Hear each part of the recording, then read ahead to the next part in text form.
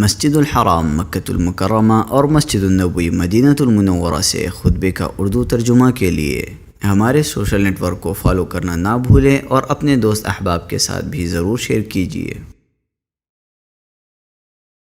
خطبہ جمعہ مسجد حرام تاریخ 17/5/1445 ہجری بمطابق 1 دسمبر 2023 عیسوی۔ خطیب فضیلت الشیخ فیصل غزاوی حفظہ اللہ۔ موضوع جس دن پوشیدہ بھیدوں کی جانچ پڑتال ہوگی۔ ترجمہ بآواز حفظ الرحمن تیمی۔ تمام تعریفیں اس اللہ کے لیے ہیں جو مالک ہے ان سب چیزوں کا جو آسمانوں اور زمین میں ہیں اور جو زمین و آسمان کے درمیان میں ہیں اور جو مٹی کے نیچے ہیں، جو عالم الغیب ہے جس سے ایک ذرے کے برابر کی چیز بھی پوشیدہ نہیں، نہ آسمانوں میں اور نہ زمین میں۔ وہ اپنی مخلوقات کے پوشیدہ احوال کو اور ان کے ظاہر احوال کو بھی جانتا ہے، اور وہ جو کچھ عمل کرتی ہیں اس کو بھی جانتا ہے۔ ان کا کوئی بھید اس سے پوشیدہ نہیں ہے، اس کا علم ان کو احاطہ کیے ہوئے ہے، اور وہ ان تمام کو دیکھ رہا ہے، اور سب اسی کی طرف لوٹائے جائیں گے۔ میں گواہی دیتا ہوں کہ اللہ کے علاوہ کوئی معبود نہیں، وہ یکتا ہے، اس کا کوئی شریک نہیں۔ وہ پوشیدہ باتوں اور سرگوشیوں کو جانتا ہے۔ میں گواہی دیتا ہوں کہ ہمارے سردار اور نبی محمد اللہ کے بندے اور اس کے رسول ہیں۔ اللہ کا درود و سلام نازل ہوا آپ پر، آپ کے آل و اصحاب پر، ان کی اچھی طرح پیروی کرنے والوں اور ان کے طریقے اور نقش قدم پر چلنے والوں پر۔ اما بعد، اے اللہ کے بندو، اللہ سے ہر حال میں ڈرو۔ اے ایمان والو، اللہ سے ڈرتے رہو، اور ہر شخص یہ دیکھے کہ اس نے کل کے لیے کیا سامان کیا ہے۔ اللہ سے ڈرتے رہو، اللہ یقیناً تمہارے ان سب اعمال سے باخبر ہے جو تم کرتے ہو۔ پاک ذات کو ہمارے تمام خیر و شر والے اعمال کی خبر اور علم ہے، ان میں سے کچھ بھی اس سے پوشیدہ نہیں ہے۔ مسلمانوں، قیامت کے دن ہونے والی ہولناک چیزوں میں سے یہ ہے کہ راز افشا ہو جائے گا اور پوشیدہ بات کھل جائے گی، جیسا کہ اللہ تعالیٰ نے اپنی کتاب میں اس کی خبر دیتے ہوئے فرمایا ہے۔ جس دن پوشیدہ بھیدوں کی جانچ پڑتال ہوگی، تو پوشیدہ باتوں کی جانچ ہوگی، راز کھولے جائیں گے، نیک عقائد اور نیک بے عیب نیتوں کو فاسد اور عیب دار نیتوں سے الگ کیا جائے گا، اور پوشیدہ معاملات کھولے جائیں گے۔ اللہ کے بندو، جو نیکی اور بدی دلوں میں تھی، قیامت کے دن چہروں کے صفحات پر ظاہر ہوگی، جس دن بعض چہرے سفید ہوں گے اور بعض سیاہ۔ ابن قیم رحمہ اللہ فرماتے ہیں، جس کا باطن اچھا ہوگا اس کے اعمال اچھے ہوں گے، اور اس کا باطن اس کے چہرے پر نور، چمک اور خوبصورتی کی شکل میں نمودار ہوگا، اور جس کا باطن خراب ہوگا اس کے اعمال اس کے باطن کے تابع ہوں گے، اس کی شکل و صورت کا کوئی اعتبار نہیں ہوگا، اس لیے اس کا باطن اس کے چہرے پر سیاہی، تاریکی اور بدصورتی کی شکل میں نظر آئے گا۔ بھائیو،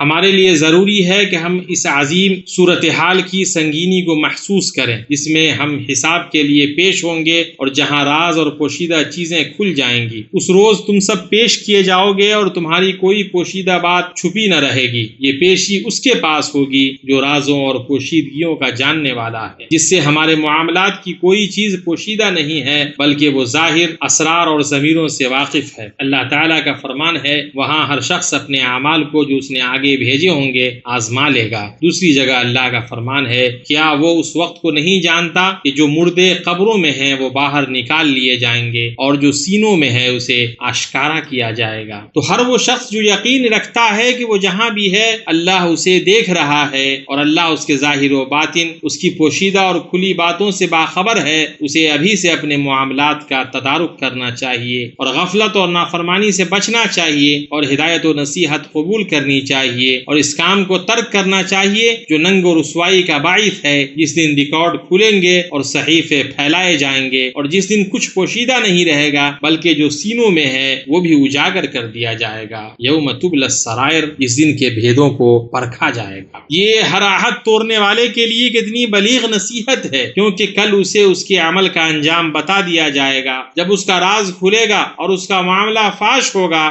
آپ صلی اللہ علیہ وسلم سے ثابت ہے کہ آپ نے فرمایا، بدعہدی کرنے والے ہر شخص کے لیے اس کی سرین کے پاس ایک جھنڈا بلند کیا جائے گا اور کہا جائے گا، یہ فلاں بن فلاں کی بدعہدی کا نشان ہے۔ یوم تبلی السرائر، جس دن کے بھیدوں کو پرکھا جائے گا۔ بے شک یہ ہر اس شخص کے لیے عظیم ترین آگاہ اور بلیغ ترین نصیحت ہے جو اللہ کی پردہ پوشی اور بردباری سے دھوکہ کھا کر تنہائیوں کے گناہوں پر قائم رہے اور رب کائنات کی ناراضگی مول لے، اور اس دن کا احساس نہ رکھے جب بھیدوں کو کھولا جائے گا اور پردوں کو چاک کیا جائے گا۔ سو وہ شخص جس پر اللہ نے تنہائیوں میں پردہ ڈال رکھا ہے اور تجھے بے نقاب نہیں کیا ہے، غافل نہ رہ۔ اے اللہ کے بندے، قبیح اور بری چیزوں کو دیکھنے میں اپنی نظر کو آزاد چھوڑ کر گناہوں کو لذیذ سمجھنے سے اور حرام باتوں پر کان لگا کر باطل میں پڑے رہنے سے بچا رہ، اور یاد رکھ کہ ابھی تیرے جس راز سے اللہ کے سوا کوئی واقف نہیں ہے، کسی دن ضرور اس سے پردہ کھل جائیں گے۔ آپ صلی اللہ علیہ وسلم سے مروی ہے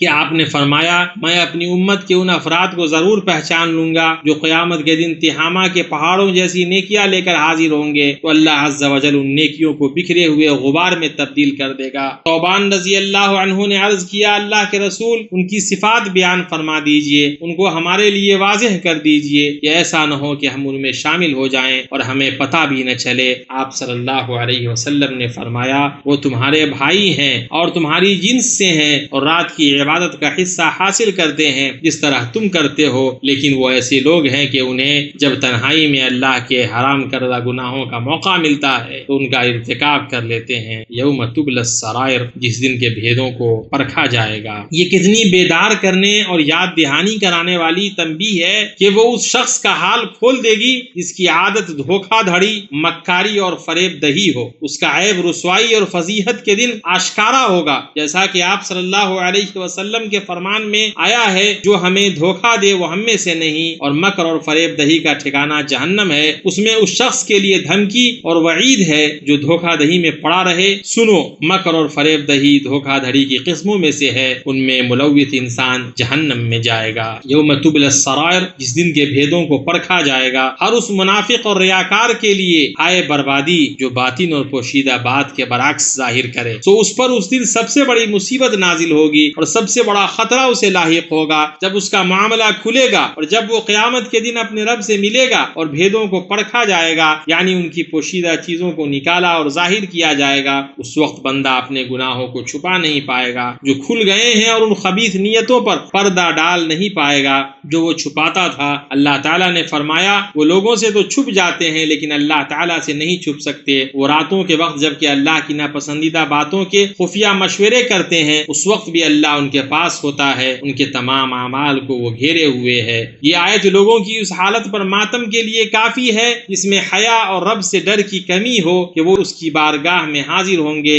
جہاں نہ کوئی پردہ ہوگا، نہ غفلت ہوگی اور نہ کوئی اوٹ، وہاں تو بس واضح انکشاف اور بے نقابی ہوگی۔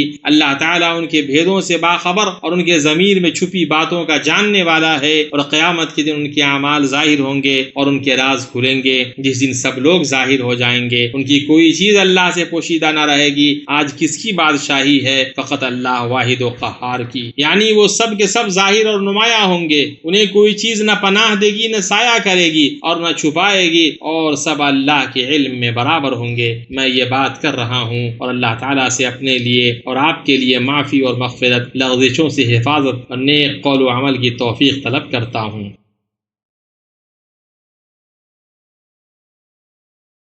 ہر قسم کی تعریف اللہ کے لیے ہے جو مخلوقات کو پیدا کرنے والا ہے، جو ظاہر و پوشیدہ چیزوں کا جاننے والا ہے، جو ضمیروں اور نیتوں سے واقف ہے، اور درود و سلام نازل ہو اس کے اس بندے اور رسول پر جس کی رسالت خاتم الرسالات ہے۔ اللہ کا درود نازل ہو آپ پر اور نیکیوں میں جلدی کرنے والے آپ کے آل و اصحاب پر، اور بہت زیادہ سلامتی ہو۔ اما بعد، اللہ تعالیٰ نے اپنے بندوں کو حکم دیا ہے کہ ظاہر و پوشیدہ گناہوں کو چھوڑ دیں، جیسا کہ اللہ تعالیٰ کے اس قول میں آیا ہے، اور تم ظاہری گناہ کو بھی چھوڑ دو اور باطنی گناہ کو بھی چھوڑ دو۔ بلا شبہ جو لوگ گناہ کر رہے ہیں ان کو ان کے کیے کی عنقریب سزا ملے گی۔ اس کے اندر گناہ سے ممانعت ہے، اس وضاحت کے ساتھ کہ گناہ اس کے چھپانے اور پوشیدہ رکھنے سے گناہ کے مفہوم سے نہیں نکلتا۔ آیت میں گناہ سے مراد وہ تمام نافرمانیاں ہیں جو بندے کو گناہ گار کرتی ہیں، یعنی اسے گناہ اور حرج میں ڈالتی ہیں، اور باوجود کہ تمام محرمات کے چھوڑنے کے سلسلے میں تاکیدی حکم آیا ہے اور گناہ کمانے والے کے لیے شدید وعید آئی ہے۔ بہت سے لوگوں پر بہت سی نافرمانیاں مخفی رہ جاتی ہیں، بطور خاص دلوں کی معصیتیں جیسے تکبر، خود پسندی، ریا، حسد، کینہ، شہرت و ناموری کا لالچ اور مسلمانوں کے لیے برائی کا ارادہ وغیرہ۔ حتیٰ کہ ان گناہوں میں سے آدمی کے اندر بہت سارے گناہ پائے جاتے ہیں لیکن وہ نہ انہیں محسوس کرتا ہے نہ ان کا شعور رکھتا ہے، اور یہ علم سے بے اعتنائی اور دین میں بصیرت کے نہ ہونے کی وجہ سے ہے۔ اللہ کے نبی صلی اللہ علیہ وسلم نے ابو ذر رضی اللہ عنہ کو جو نصیحت کی اس میں یہ بات بھی تھی، میں تمہیں تمہارے ظاہر و باطن ہر دو معاملے میں اللہ کا تقوی اختیار کرنے کی وصیت کرتا ہوں۔ اور بلال بن سعد رحمہ اللہ نے فرمایا، تمہیں جلوت میں اللہ کا ولی اور خلوت میں اس کا دشمن نہیں ہونا چاہیے۔ اللہ کے بندو، لوگوں میں کچھ ایسے ہیں جو اس بات سے ڈرتے ہیں کہ گناہ کی حالت میں لوگ انہیں دیکھ لیں، اور وہ اللہ کو اپنی طرف دیکھنے والوں میں سب سے ہلکا تصور کرتے ہیں، جبکہ ان سے ہر اس چیز کا حساب ہوگا جسے انہوں نے چھپایا اور پوشیدہ رکھا اور ظاہر کیا اور عیاں رکھا، اور اللہ جل جلالہ اس بات کا زیادہ حقدار ہے کہ اس سے خوف و خشیت رکھی جائے۔ ابن عربی رحمہ اللہ نے فرمایا، گھاٹا اٹھانے والوں میں سب سے زیادہ گھاٹا اٹھانے والا وہ ہے جو لوگوں کے لیے اپنے نیک اعمال ظاہر کرے اور برے اعمال کو اس کے سامنے ظاہر کرے جو اس سے اس کے شہرک سے زیادہ قریب ہے۔ بعض علماء نے کہا، انسان اس چیز کو چھپاتا ہے جسے اللہ ناپسند کرتا ہے، پھر اللہ کچھ وقت کے بعد ہی صحیح اس پر ظاہر کر دیتا ہے، زبانوں پر اس کی وہ بات جاری کر دیتا ہے، ہر چند کے لوگوں نے اسے دیکھا نہ ہو، اور بسا اوقات چھپانے والے کو ایسی آفت میں ڈال دیتا ہے جس سے مخلوقات کے درمیان اسے بے نقاب کر دیتا ہے۔ یوں اس نے جتنے گناہ چھپائے تھے سب کا جواب ہو جاتا ہے، اور ایسا اس لیے ہے تاکہ لوگ جانیں کہ ایک ایسی ذات ہے جو لغزشوں پر سزا دیتی ہے۔ اللہ کے بندو، جہاں تک مومن کی بات ہے تو وہ اللہ کے لیے اخلاص برتنے اور اپنے مولا سے ڈرنے کا حریص ہوتا ہے اور برے انجام سے ڈرتا ہے۔ ابن ابی ملیکہ رحمہ اللہ نے فرمایا، میں نے 30 صحابہ کرام کو پایا، وہ سب کے سب ڈرتے تھے کہ کہیں وہ نفاق میں نہ مبتلا ہوں۔ حسن بصری رحمہ اللہ نے فرمایا، نفاق کا خوف مومن کو ہی ہوتا ہے اور اس سے بے خوف منافق ہی ہوتا ہے۔ اور اکرمہ بن عمار رحمہ اللہ نے فرمایا، محمد بن قدر موت کے وقت گھبرا رہے تھے، ان سے کہا گیا، آپ گھبرا رہے ہیں؟ انہوں نے کہا، میں اللہ کی کتاب کی ایک آیت سے ڈرتا ہوں اور ان کے سامنے اللہ کی طرف سے وہ ظاہر ہوگا جس کا گمان بھی انہیں نہ تھا۔ میں ڈرتا ہوں کہ اللہ میرے لیے وہ ظاہر کر دے جو میرے گمان میں بھی نہیں۔ مومن ایسا ہی ہوتا ہے، ہمیشہ اپنے اس رب کی تعظیم و تکریم کرنے والا جو اس کے ضمیر و باطن سے واقف اور تمام احوال میں اس سے قریب ہے، جیسا کہ اللہ عز و جل نے فرمایا، اور ہم اس کی رگے جان سے بھی زیادہ اس کے قریب ہیں۔ چنانچہ مومن کو اللہ سے حیا آتی ہے کہ اللہ اسے ایسی جگہ دیکھے جہاں سے اس نے منع کیا ہے اور ایسی جگہ نہ دیکھے جہاں کا اسے حکم دیا ہے۔ جان لو، درود و سلام بھیجو اللہ کے بندے اور اس کی سب سے بہتر اور چنیدہ مخلوق پر، جیسا کہ اللہ عز و جل نے تمہیں اس کا حکم دیا ہے۔ ترجمہ، اللہ تعالیٰ اور اس کے فرشتے اس نبی پر رحمت بھیجتے ہیں، اے ایمان والو تم بھی ان پر درود بھیجو اور خوب سلام بھی بھیجتے رہا کرو۔ اے اللہ، محمد اور آل محمد پر ایسے ہی رحمتیں نازل کر جیسے تو نے ابراہیم کی آل اولاد پر رحمتیں نازل کی۔ اے اللہ، اسلام اور مسلمانوں کو غلبہ عطا فرما، کفر اور کافروں کو رسوا کر۔ اے اللہ، بے بسوں کو اپنے راستے کے مجاہدوں، سرحدوں پر تعینات اور حدود کی حفاظت کرنے والوں کی مدد فرما۔ اے اللہ، اس ملک کو اور تمام مسلمانوں کے بقیہ ملکوں کو امن و اطمینان اور ترقی و خوشحالی والا بنا دے۔ اے اللہ، جو ہمارا اسلام کو اور مسلمانوں کا برا چاہے، اس برائی کے گھیرے کو اسی پر کس دے، اس کی چال کو اس پر لوٹا دے، اس کی تدبیر کو اس کی تباہی بنا دیے۔ اے دعاؤں کو سننے والا، اے اللہ، ہمارے اور مسلمانوں کے ملکوں کو شریروں کے شر اور بدکاروں کے مکر سے محفوظ رکھ۔ اے اللہ، ہمارے ملکوں اور گھروں میں امن عطا فرما، ہمارے حکمرانوں اور سربراہان مملکت کی اصلاح فرما۔ اے اللہ، ہمارے سربراہ مملکت کو اقوال و افعال میں اس چیز کی توفیق دے جو تجھے پسند ہے اور جس سے تو راضی ہوتا ہے۔ اے حی و قیوم، اے اللہ، ان کو اور ان کی ولی عہد کو تو اپنی ہدایت و